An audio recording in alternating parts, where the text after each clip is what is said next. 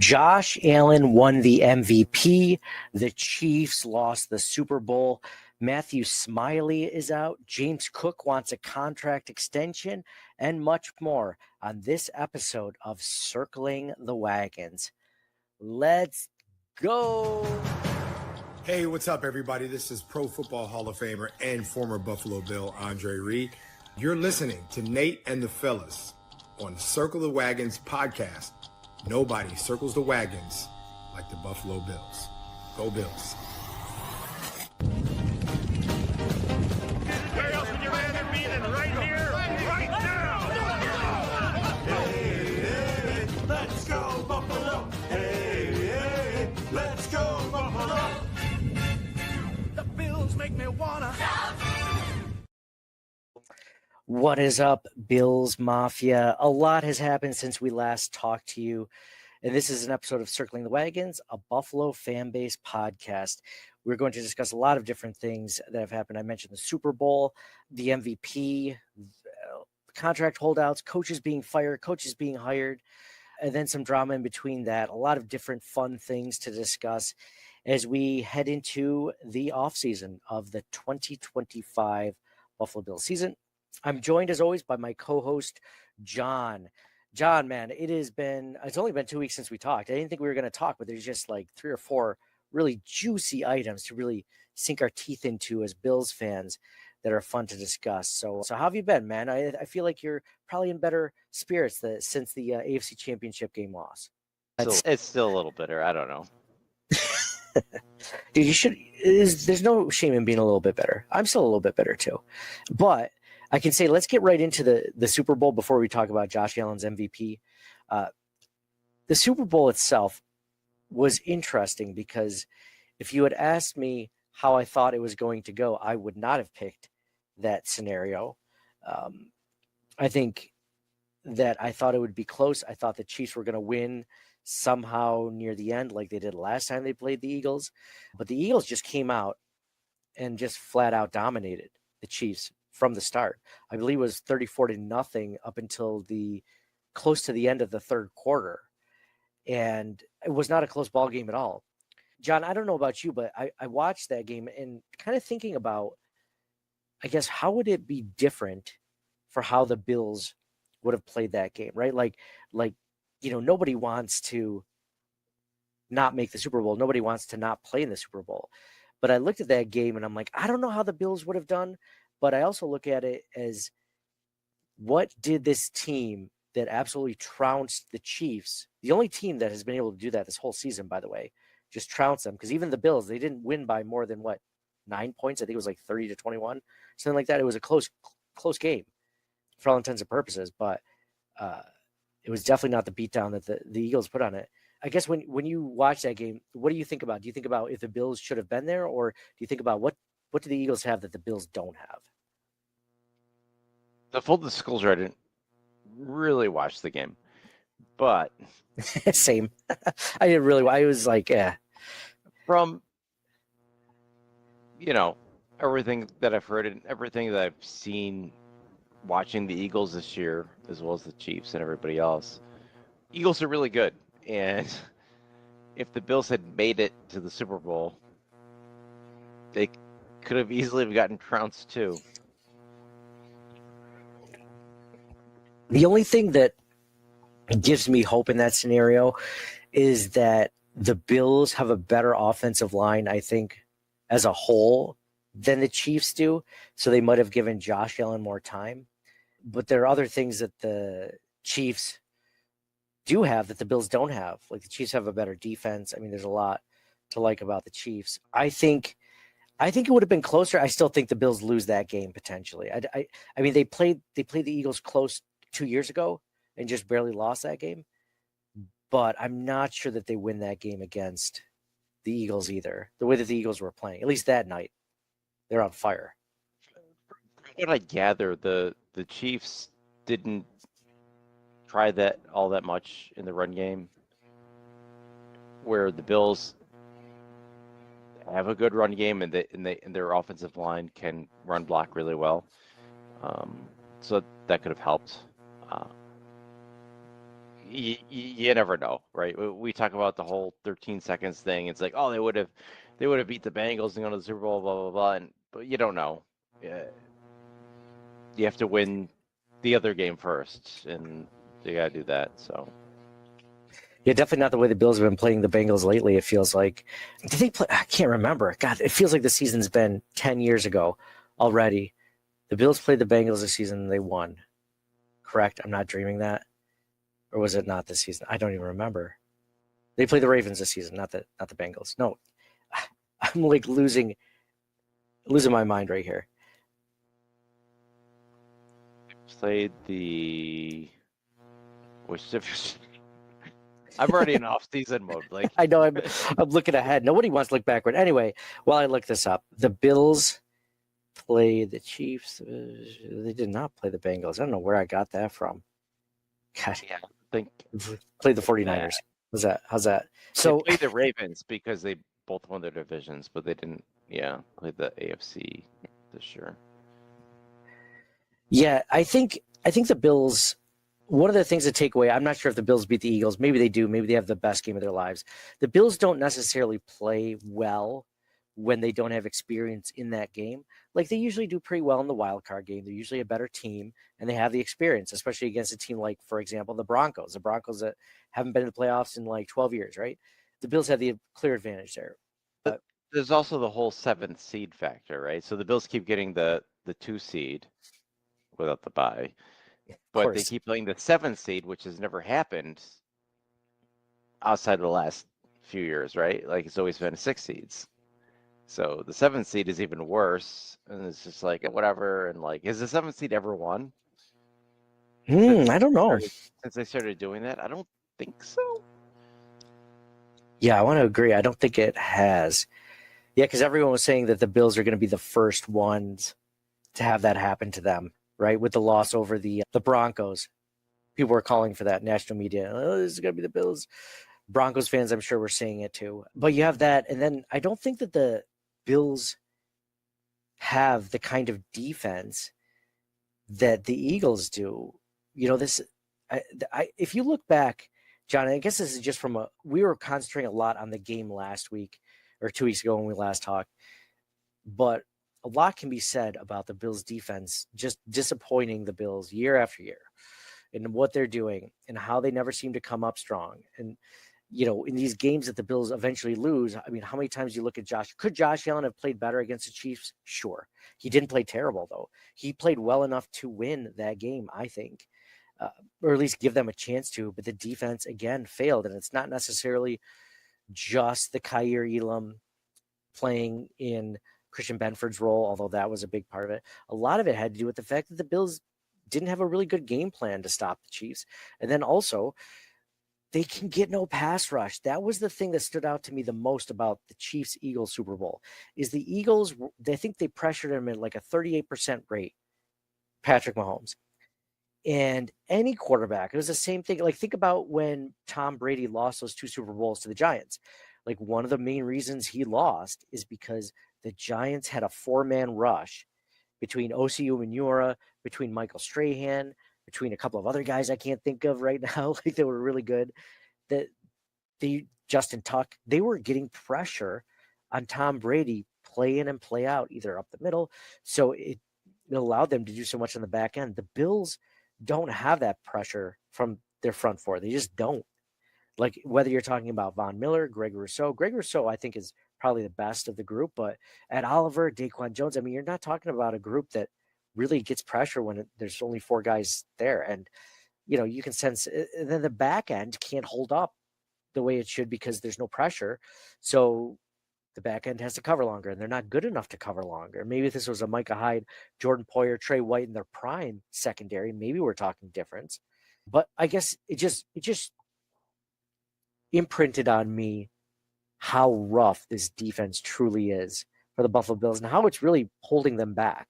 Because Josh Allen had probably, you know, I don't want to call them the worst set of weapons that he's had since he's been here, but probably since his rookie year, they've been the least amount of talented weapons, like uber talented. Like, I'm not saying they're not talented, but like upper echelon weapons that he's had since he's been here. And he did the most with them. He did an incredible job playing. He played an MVP level football with a great offensive line and pretty good weapons, right?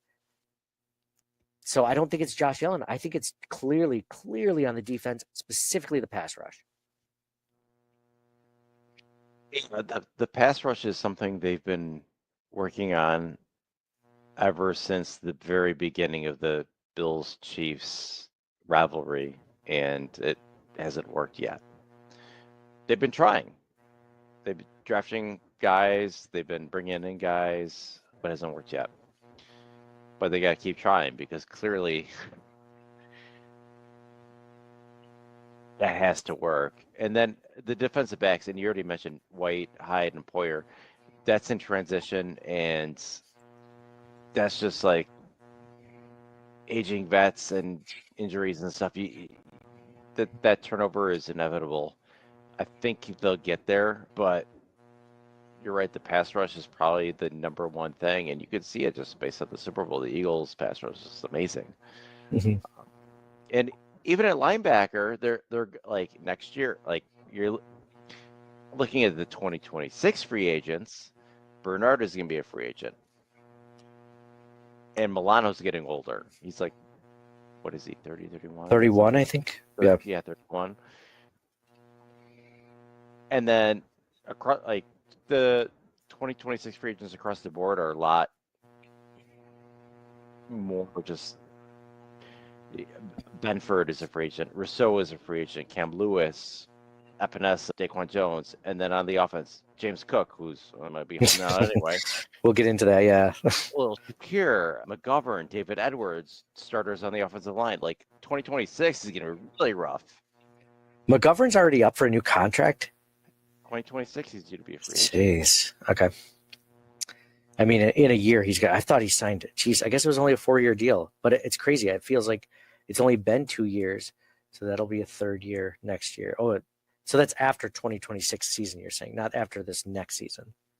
So like, like this season, Cooper and Hollins are free agents. Next year, McGovern and Edwards are free agents. Oh, okay, gotcha. Okay. Yeah, so after next season.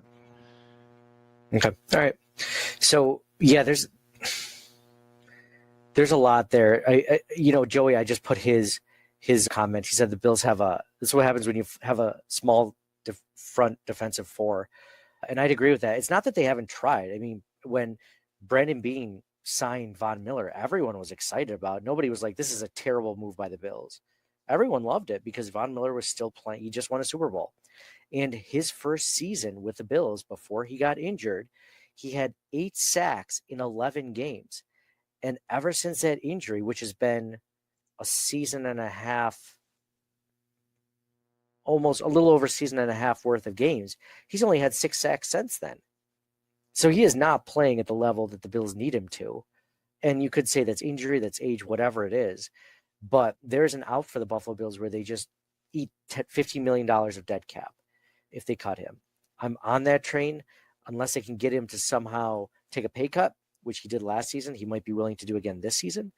I'm okay with that. But at this point, it's like, what are you really getting out of Von at this point? I mean, he's not pressuring a lot. He's not getting a lot of tackles. He's not setting the edge really well. There's not a lot to like about Von. And I love, I wouldn't say I love Greg Rousseau. I like him a lot. And he's their best pass rusher right now. But he's not your number one pass rusher. Like, he's not a Max Crosby. He's not one of those guys. Myles Garrett, right? He's not one of those guys. And he probably won't be. But he's a solid number 2 pass rusher. If you had like Von Miller in his prime with Greg Rousseau on the other side, they'd be going gangbusters like they did the first 11 games in Von Miller's first season. They were great because they fed off each other. Because you had to double one of them, and the other one was able to get free. That Von Miller injury, that was really unfortunate because he was doing really well for us after that trade until that happened. And I agree with Rousseau. Rousseau's great, but I think he's more of a number 2. Like, if you think back to like Phil Hansen, like with Bruce Smith on the other side, like that was awesome. Yeah. So I'm really hoping they get like a Myles Garrett, Max Crosby, or even a Micah Parsons or something. But something would be something. Something Yeah. like a plate, like somebody that can do that. You know what's crazy is the Eagles, a lot of their pass rush and defensive line help they've gotten is from the end of the first round. So there are guys like Jalen Carter, I'm thinking of, right? Like there are guys at the end of the first round that the Bills could absolutely get and make an impact. And, they need like AJ Tharp. He just tweeted and he said rounds 1, 2 of the draft need to address one tech defensive tackle and cornerback, barring free agency and trades. Yeah, I mean, they need one tech. They could have somebody compete with Ed Oliver. I wouldn't be upset with that. They need pass rusher. They need defensive back help, like we mentioned. John, after that game, because do we have defensive line as our first need? Interior and defensive end? I think we did. And then it went defensive backfield. Yeah, I think that was right. And then like wide receiver was after that. But with the whole Cook thing, we might put running back before receiver, but not like where you're drafting one in the first or second round necessarily. This is supposed to be a good draft for running backs also. And they got Ray Davis last year, and he's looked pretty good. I know Ty Johnson's a free agent, but they got Frank Gore still, who we like, I think. Yeah. When we did see him. When I look at wide receiver, I think the Bills need to draft a wide receiver every year, basically, right? Like you need one, at least one. We were upset that they only drafted one last season. I think they could have at least gotten 2. I was upset that they didn't. But they did bring in, it was their first pick was a receiver, and they brought in both Samuel and Hollins, and then they traded for Cooper. So they did do a lot of things to try to address receiver. They just 100%. I know both Samuel and Coleman were injured at points. Cooper too. I don't know if they were affected after the injury. How much of that was? Maybe that's why they fired their strength and conditioning coach. If I were to tell you before the beginning of the season that the Bills were going to have Amari Cooper on the roster, Curtis Samuel on the roster, and then Mac Hollins, and that Mac Hollins would be head and shoulders above all 3 of those guys in statistics, would you be like, that's insane? Like you're a crazy person, because that's exactly what happened. I mean, he was so much better. He was one of the best receivers on the roster. I know, it was like an afterthought, it felt like, and he had the most receiving touchdowns. He was a great blocker. He was an amazing role player. It just, if they're going to resign a guy, it'd be great if they resign him. Yeah, it was. Joey Hatch has an interesting tweet here. He says the only reason why they trade for Cooper is because Brandon Beane was wrong and our receivers could not get separation. And I agree with Joey on that one. So when I look at that, the Bills, if they do need to get a wide receiver, which they do, but if they do draft one or get one in free agency, they need to get one that can get separation. They need one with speed and they need one with separation, because they don't have, I think they were bottom 3 or 4 in the NFL with wide receiver separation numbers. They had great yak, but it's a matter of hey, can these guys get open? Whereas Lamar Jackson is, and we'll get into the MVP in a moment, but he was throwing to guys that had some of the best separation in the entire NFL. And you're looking at that, it's just imagine Josh had an amazing season with pretty good wide receivers. It feels like that's the equation, or that's the formula that works for Josh Allen. Give him time and he will find a guy to throw to, right? And I think that that's what they're going to go with, because keep that line intact. Keep drafting depth guys for the offensive line, but keep that line, and then just keep drafting wide receivers and hope that you hit on one of them. Because so far, Khalil Shakir, I like him. He's not number 1 wide receiver. I don't think they expected that when they drafted him. He's a great fifth round wide receiver for them, but they don't have a Puka Nacua. They don't have a Tyreek Hill in his prime, or Justin Jefferson. They don't have that on their roster. And until they keep drafting, they're not going to. And they drafted Kincaid, and Dan, what are your thoughts on Kincaid right now? Because I'm not super high on him. I know it's recency bias because he didn't play that well. He had that drop at the end of the AFC Championship game, but not just that, but he's not blocking as well as Knox, and so he's not going to be on the field as much. So he's only going to be on the field when it's Knox and Kincaid and 12 personnel. So he's not getting as much opportunity. So he's not getting as many targets, and it's just not happening. I mean, they ask a lot of their wide receivers and tight ends to be able to block in the run game. And I think that's where they're losing a lot of Kincaid. So that part of me thinks, though, why did you draft him? And, if your intention was to only play him for, I don't know what the snap percentage was, but I'm sure it was like around 40%, maybe. Like, that's not tight end one numbers. Those aren't, and then when he is in there, do you see much? He's not really a separator. But again, I'm not a separation guy. He's a good hands guy, except for when it's the AFC Championship game. But he's a great hands guy. That's why they drafted him. But no one ever said, like, he's just going to find some room and he's just going to be gone. That's, yeah. I mean, Jesse. Both Kincaid and Coleman, that was the whole reason they drafted him, right? They were going to catch the ball in contested catches and things like that. But after that, there's nothing to say about them, right? No, exactly. Jesse has a good point. He says, for some reason, Allen isn't accurate throwing to Kincaid. The advanced stats show he gets open 8th most out of tight ends. Allen is throwing like 1/3 catchable balls to him past 10 yards. And that's not incorrect. There are times that he drops it, but then there are also times where Josh cannot. The chemistry isn't there, It's true. These guys are still young with the team. You would see Keon on a couple times, or at least once, where he he'd point up in the air on the next play. Oh, throw it like up higher, and I think there was one occasion where he actually did it and they caught a touchdown. But they're still working together. Like, it's still new. Receivers? All the receivers besides Khalil Shakir, the first time on the team, right? He was the only one to have caught a pass from Josh Allen in a previous season for receivers. I mean, tight ends, Kincaid and Knox, but and running backs, obviously. But besides that, even running backs, it was really only just James Cook, Dawson Knox, Dalton Kincaid, and Khalil Shakir, right? So, and they had, maybe was Ty Johnson? Oh, that's right. Ty Johnson was there a season ago. I like Ty Johnson. So yeah, that's the Bills are lacking. They don't have that was another thing, we were talking about weapons just now. The Eagles have better weapons than the Bills do. They just do. I mean, A.J. Brown and Devonta Freeman, you could argue, are better than any receiver that the Bills have currently on their roster.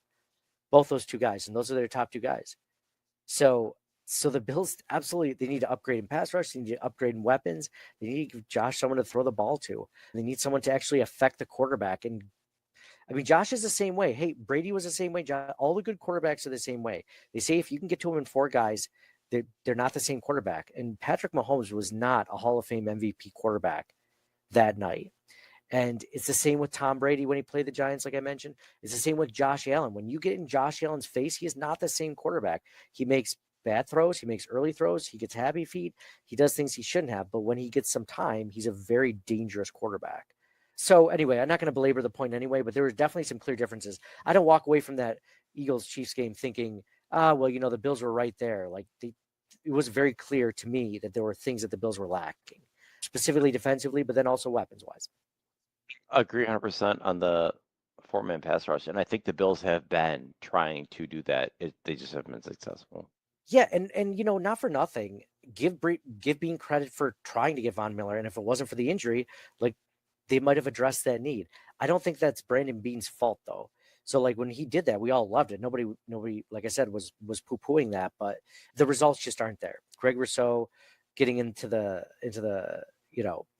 being at the end of the first round draft pick. A.J. Epinesa, Ed Oliver was supposed to be, he was a top 10 pick.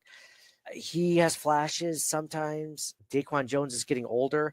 Like, there's not a lot of faith in this front four to get pressure if it's not from particularly Greg Rousseau, or like a weak interior where Ed Oliver can take advantage of it. They've tried. They've taken swings at it. They drafted Boogie Basham. They drafted Greg Rousseau. They drafted Ed Oliver. They got Dwayne Carter this year. They've tried at times, but just no luck. A.J. Epinesa. Like, A.J. Epinesa is like the new Shaq Lawson. Like, he's okay. He's decent depth guy.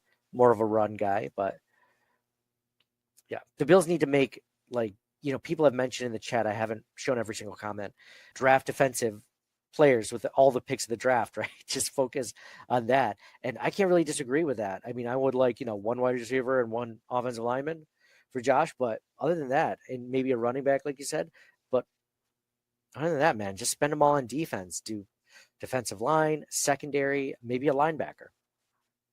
Get more depth, get better players.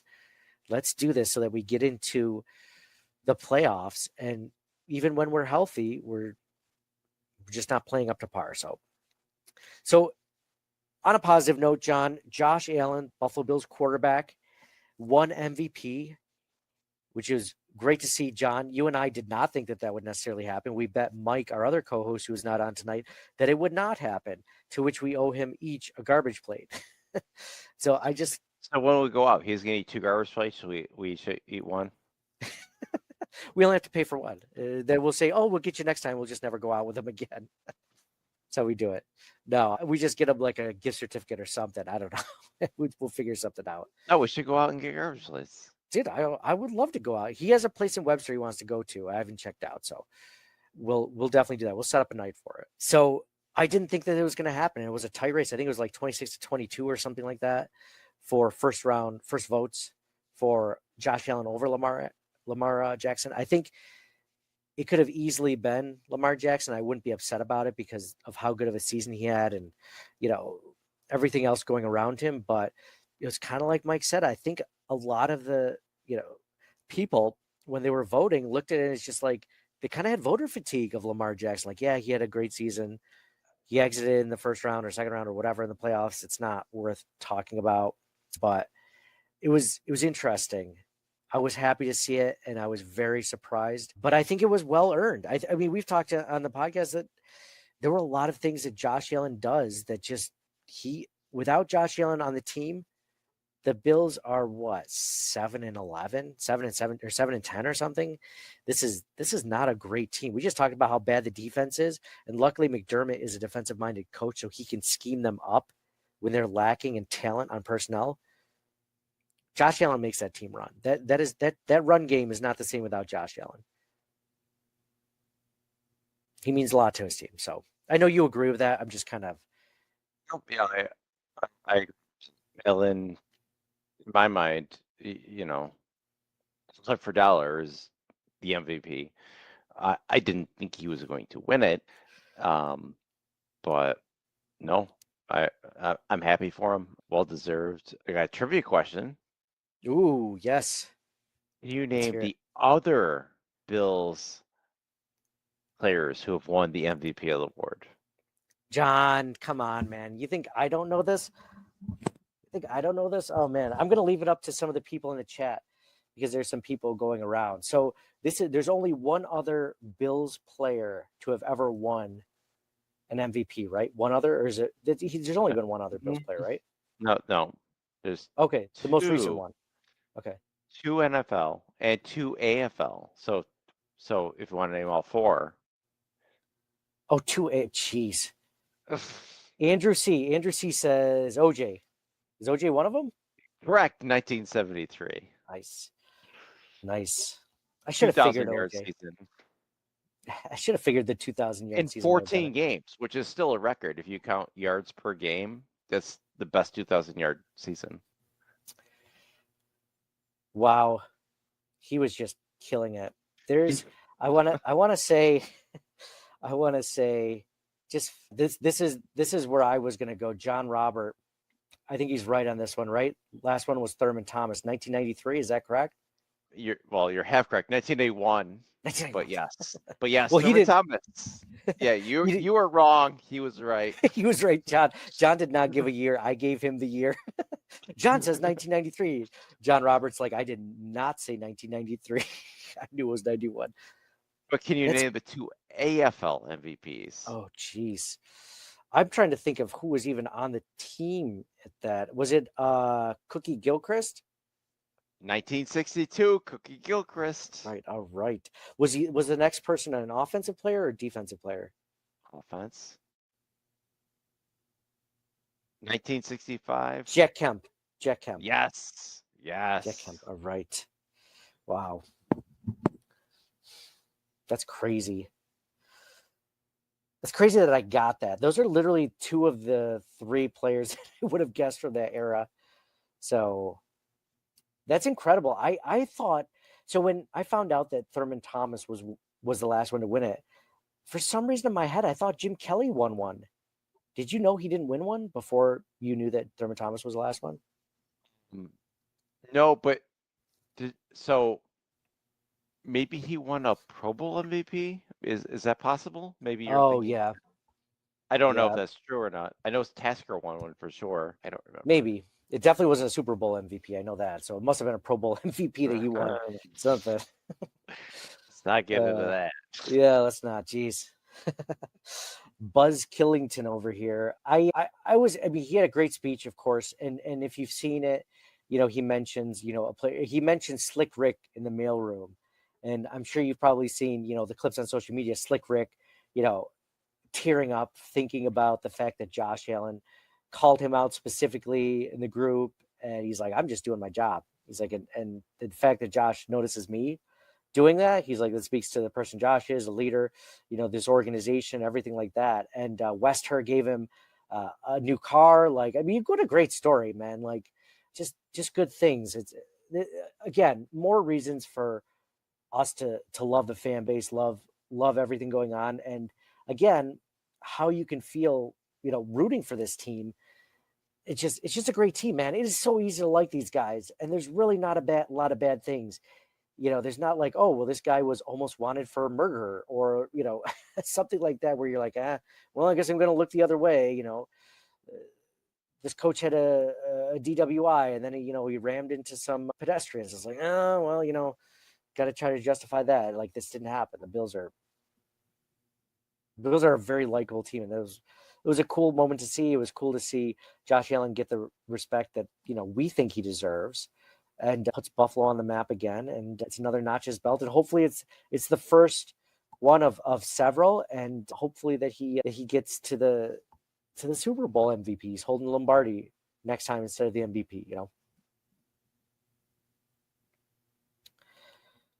So next topic, besides the great things, the Chiefs losing is a great thing. Josh Allen winning the MVP is a great thing. Here's another great thing, John. Matthew Smiley, the special teams coordinator, was let go.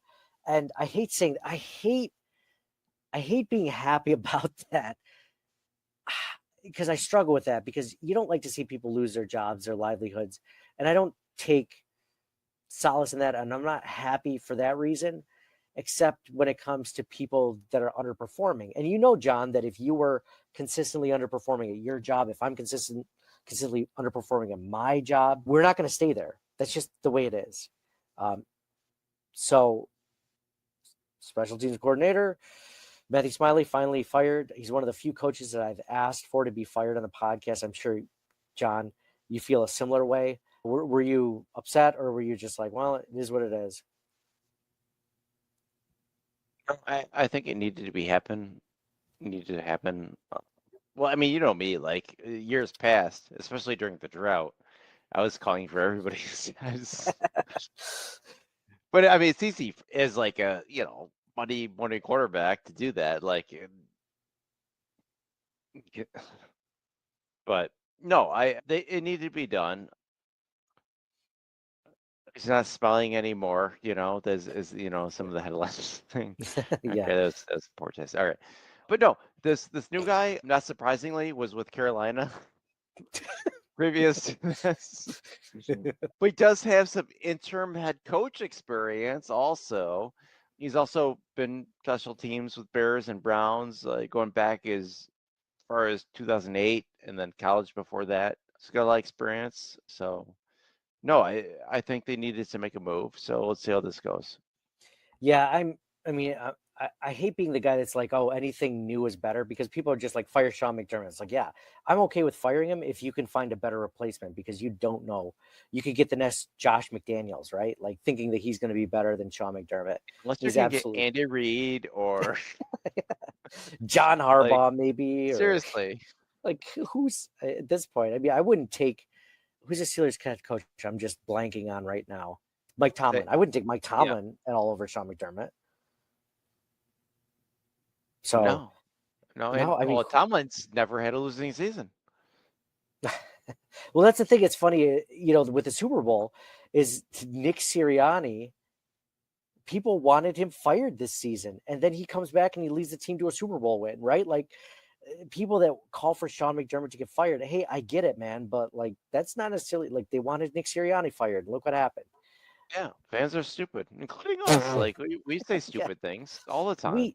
We don't know shit. It's just, we're just talking out of our backsides. It's just, but with Matthew Smiley, it was a little bit different. They were bottom third in special teams EPA, which, in my opinion, I know special teams doesn't get nearly the amount of snaps as offense and defense. How important is EPA?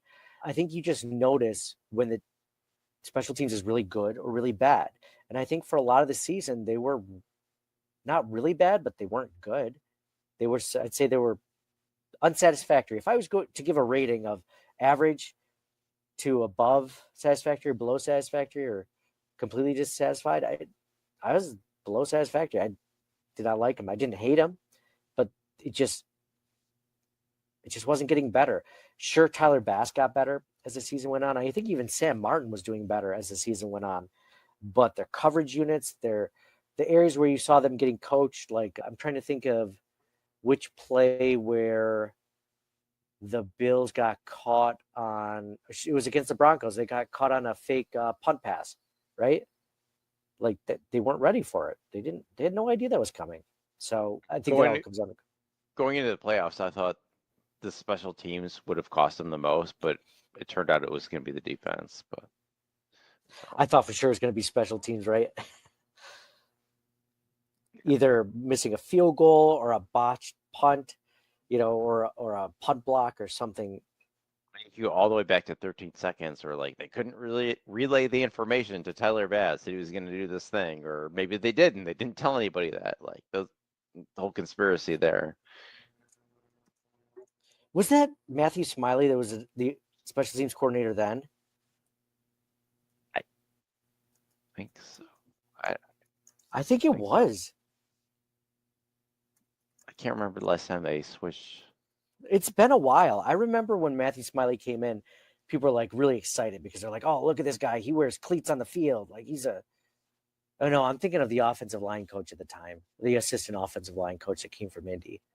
But they were psyched about Matthew Smiley, and that was the year that the Rams went to the Super Bowl, I think, and won it. So his third is the Bills team's special teams coordinator. He was with the Bills 2017 through 2023. So yeah, he was there. Who was the special teams coordinator during the drought that we wanted him to take over head coaching duties at one point? Oh, I loved him. We were just talking about him. Who was that? Oh man, the name escapes me. It's on the tip of my tongue, and I just can't say it. Oh man, what the? If you guys know it, please save us in the comments, in the chats, because I cannot remember for the life of me. I can see his face. Is this what getting old is like? You just constantly can't remember people's names. It's like, oh, that guy. You walk into a room like, why am I here? Why did I walk into this room? My dad will try to tell, mind you, he's in his 70s now, but my dad will try to tell me a story. He'll be like, oh, so the other day I was, going over here and I was talking to, what's his name? Eric. And I know Eric from, and I'm just like, none of this is important. Continue, please. But the guy that I'm trying to think of, I remember when the Bills were going through coaches, because he's one of the few assistant coaches that spanned over several head coaches, right? And when the Bills would constantly fire coaches, I'm like, make him the head coach. Like, make this guy the head coach, because he went to Cleveland after, I think. Yes, he went to Cleveland. I'm trying to just look for Bobby April. Thank you. Oh my goodness. 2006, 2009. Jeez, I apologize for everyone that's listening to this and watching this live. That is not how I thought the last 5 minutes would go. Bobby April, thank you for saving us, John. I'm like Googling like the last special teams Bills history and nothing's coming up. You're just like, did you know Matthew Smiley got fired? Like, yes, I do. So again, hate when people get fired, but at the same time, the Bills. So sometimes you just need He a didn't change. go to Cleveland after. He went to Philly after. Went to Philly, probably won a Super Bowl right after. 2010, 2012 with Philly, and then Oakland, then the Jets, Tennessee, LSU. Okay. Anyway, Is he still in the NFL? Did it say that or no? no, he's been out since 2016, 17. Oh, okay, so it's been a minute. Got it. Yeah, he's like he's in his 70s now. Okay. So yeah, so good news there. Bad news for the Buffalo Bills on that front is I was going to go into James Cook, John. Is there anything else you wanted to add to that? Whether it's the MVP or Matthew Smiley or anything like I'm good without. Yeah, no, I'm good. that. So a lot of drama with James Cook and the Buffalo Bills. Who knows if it's made up? Who knows if it's real? But I'm sharing my screen right now. You can see people mentioning James Cook unfollowed the Bills, removed all his posts. He also changed his profile picture, which was originally with him in his uniform, in a Bills uniform. Got rid of that. He has a pinned comment, his own comment on an Instagram live video that he did that said 15 mil a year. He did say he retweeted something to the effect of, I want to be paid. Somebody said, want to be paid 15 million a year. And he said 100, stuff like that. It was interesting. There's some drama there. For the life of me, I did not think that James Cook would even be, and I don't know if this is just him playing chicken, if he's actually going to have a contract holdout, but I mean, he had a good season, 1,000 yards, 18 touchdowns, 1,000 yards rushing, receiving is probably another 300 on top of that, 18 total touchdowns. He's a good player. John, you've been his biggest fan since he was drafted, and you hate drafting running backs on day one and day two. Like that's like your biggest pet peeve, but you've been a fan of him since the beginning. You called it. He's played great. He's gotten better as each year's gone by. I know you hate paying running backs. So when you hear this, what's your first instinct? Like pay him or no way in hell? My first instinct is no. I'm not surprised because I think Dalvin Cook has been like vocal about James getting paid over the last couple of years. So I'm not surprised. As you should for as a big brother, right? You want the best for your little brother. Right. But, during the drought, I was like, I was really angry about the Bills using all these high draft picks on running backs when they needed a quarterback. So obviously this is a different situation because they already have a quarterback. But,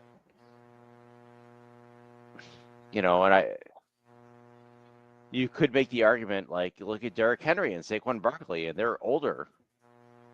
Barkley's 28, Henry's 31, Cook is only 25. And these other guys took their teams, like, so far and this and that. And you could make that argument, but that's a tough sell for me still to pay running back that much a year especially when they have all these other needs, like the defense is gutted. It aged out last year and now it's gutted. The offense is okay.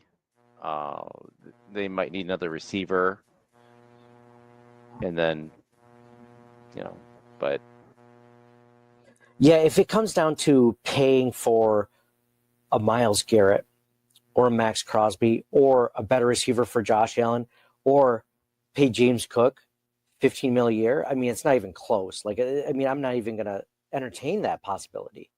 And then you say, well, that not 15 million a year.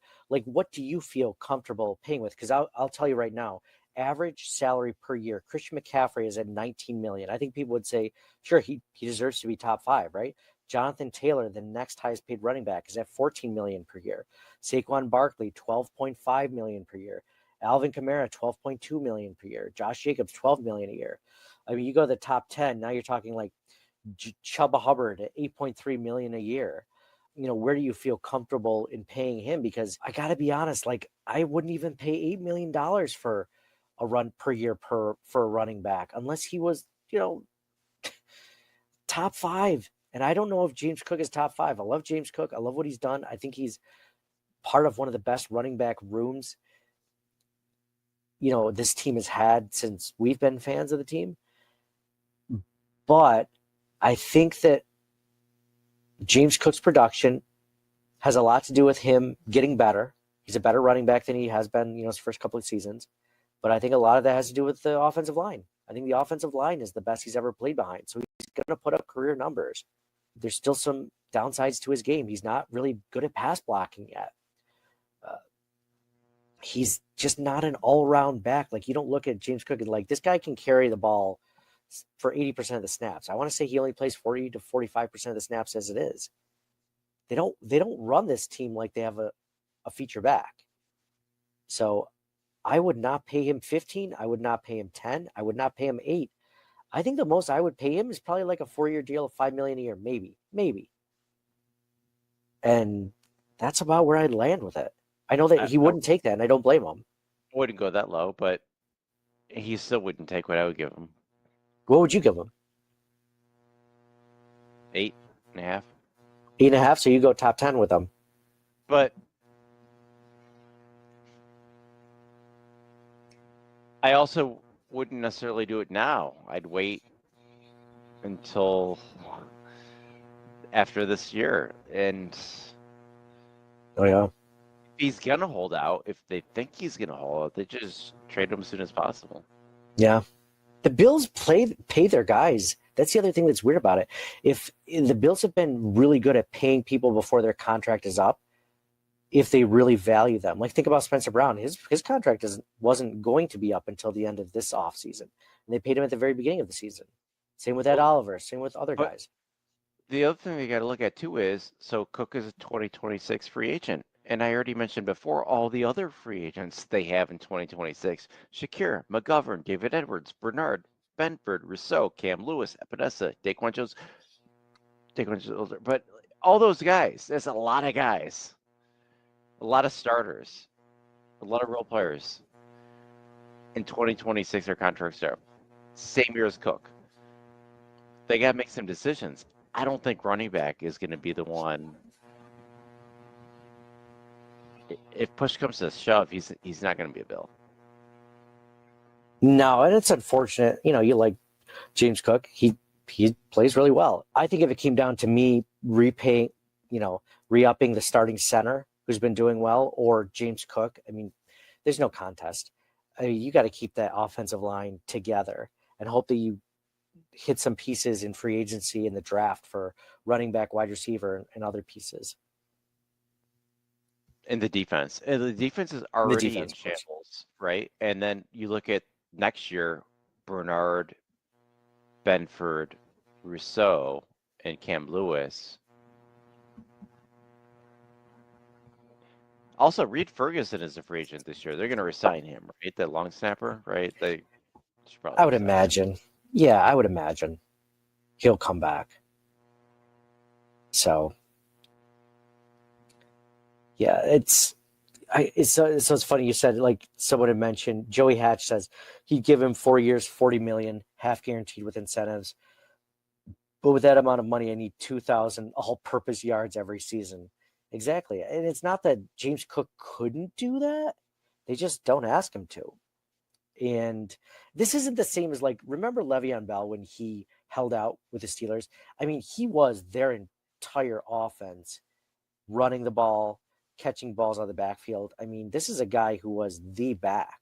The Steelers leaned on one guy almost that entire time.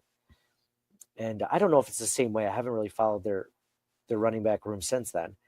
But it's a split right now, but okay.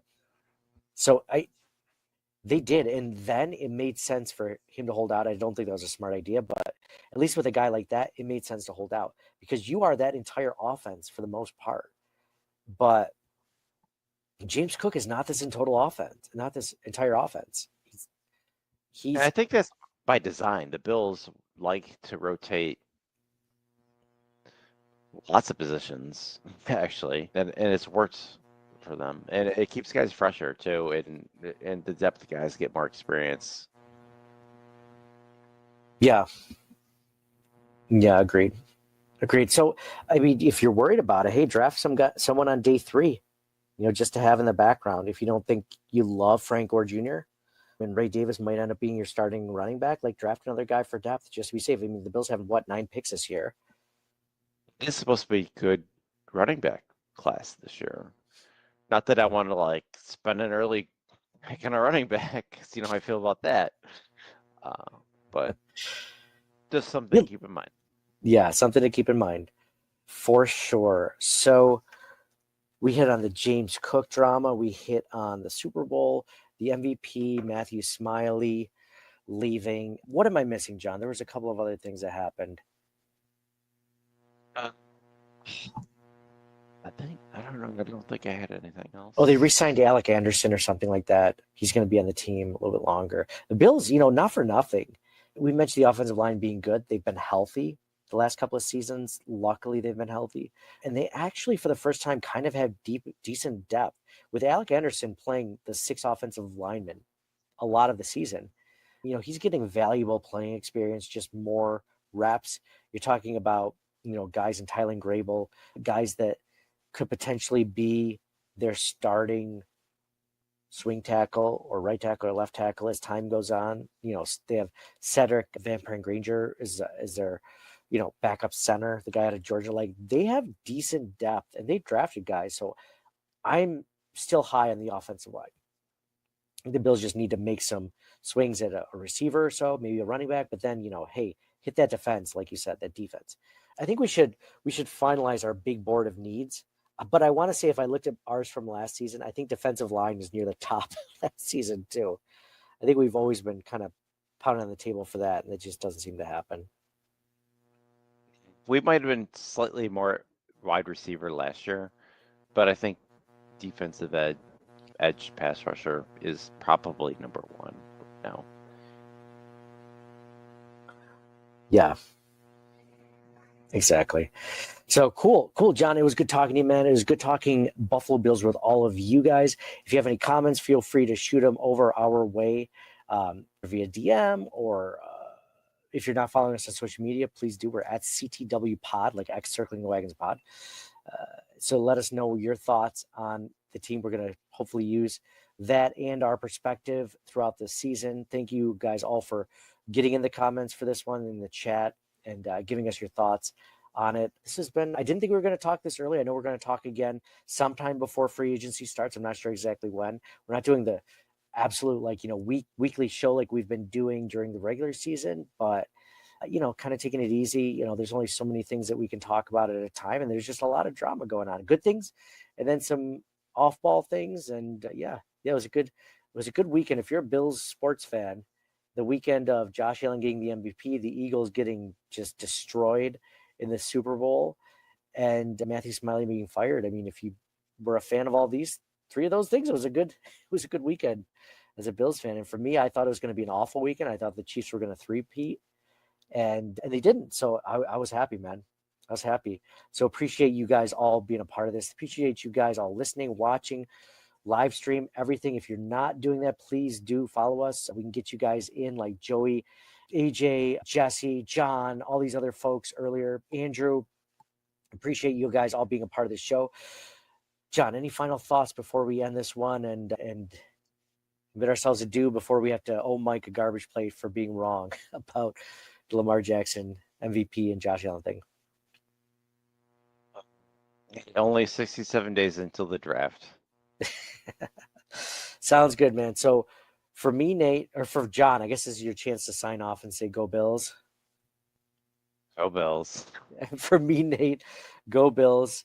Only 67 days to the draft, but hey, man, we're going to start getting into the free agents, more who's available, who's on our wish list, who would we also take, because we know that the Bills don't necessarily go after the Von Millers every season. They don't have the money for it.